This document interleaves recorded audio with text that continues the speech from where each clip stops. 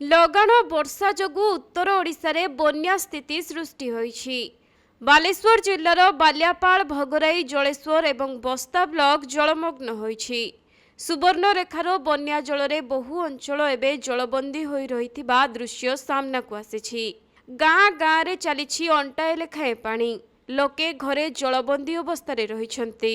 ତେଣୁ ଆଜି ଆକାଶ ମାର୍ଗରୁ ବାଲେଶ୍ୱର ବନ୍ୟା ସ୍ଥିତି ଅନୁଧ୍ୟାନ କରିବେ ମୁଖ୍ୟମନ୍ତ୍ରୀ ମୋହନ ମାଝୀ ଏବଂ ସର୍ଭେ କରିସାରିବା ପରେ ବନ୍ୟା ସ୍ଥିତି ମୁକାବିଲା ନେଇ ଆଲୋଚନା କରିବେ।